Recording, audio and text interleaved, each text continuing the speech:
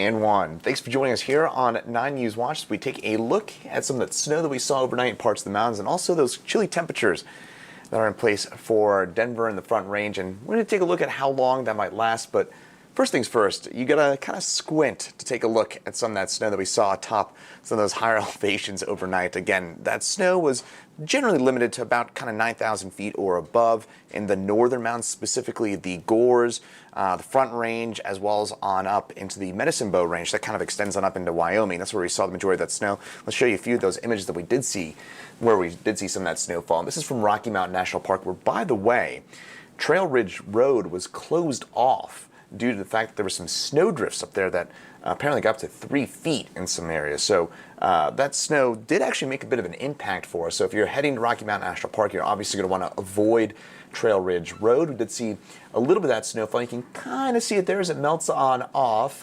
Again, you got to kind of squint to see some of that snowfall that we did see. It wasn't exactly a barn burner of a snowstorm for us. In fact, I would probably make the argument that we probably should have seen something like this 2, 3, 4 weeks ago, but here we are seeing it in the third week of September. This is fairly typical for this time of year. And in Steamboat, if you look off in the distance, some of the mountains there, including the ski resort, seeing a bit of snow at the higher elevations of it. Now, here in Denver, the story is more just a fall-like feel. It feels like fall, even though technically it is still summer. Astronomically, we officially begin fall in 2 days' time. I'm coming up on Wednesday, but in the meantime, those temperatures fairly chilly for this time of year. 63 for us in Denver. Steamboat Springs stuck in the low 40s. Of course, those valleys kind of tend to trap in some of that colder air. Remember, colder air is denser. It is heavier, so it sinks down to those valley floors much more easily. So that's why places like Steamboat Springs and Meek are on the colder side.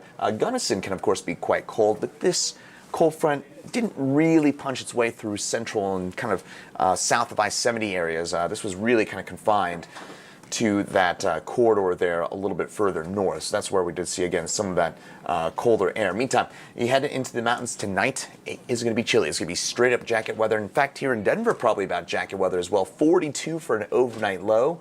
That'll make it great running weather, but again, a bit chilly as we start things off, coming up on your September the 21st for your day tomorrow. And by the way, your final full day of summer, and it's going to feel, again, a bit more fall-like. Now, we did see, again, some of that snow overnight. You can see that little kind of tail of clouds pushing its way on through. That is the sharp cold front that brought us this much colder air. But again, most of that is fizzling its way on out and pushing its way into Nebraska and in Kansas. And what is left behind?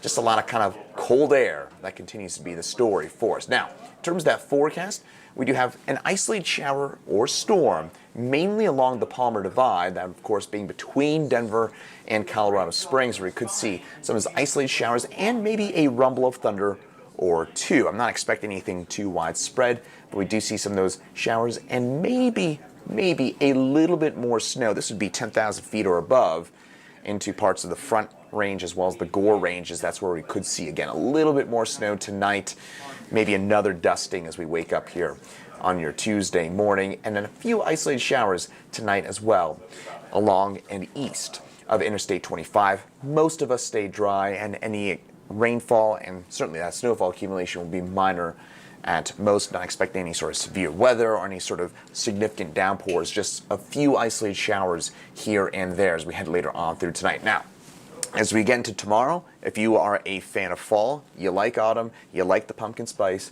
enjoy it tomorrow, because this is going to be it for the rest of the week in terms of that fall-like feel. Once we actually begin fall on Wednesday, I won't spoil it for you yet, but trust me, it's not going to exactly feel like fall coming up on your Wednesday. In the meantime, 50s and 60s in the mountains. Winter Park, 56, all right. That's feeling like it a little bit. And even Alamosa, there at about 8,000 feet, 72 degrees. And tomorrow in Denver, it's going to be in the 50s and the 60s all day long, and not expecting any sort of rainfall. In fact, the next chance for any sort of significant rainfall past tomorrow, or I should say past tonight, it's not going to be probably until next week. It's going to be a very dry, very kind of calm week of weather, and usually calm for us here in Colorado, but for your day tomorrow, 70 in Denver, 66 Golden. By the way, for a little bit of context, we're normally about 78, 79 degrees for an average high this time of year. So we're running about 10 degrees below average with these highs for your day tomorrow, but Also, kind of a little side note is you can almost throw those averages out the window this time of year. When we're talking about these transition months, we either tend to be significantly above or significantly below those quote-unquote averages. It's kind of rare to really be right at average for this time of year. Again, when you're getting those transition months, it doesn't tend to be a smooth process, tends to be a bit volatile, those temperatures moving up and down, and the average is simply that, just the middle of those of that volatility.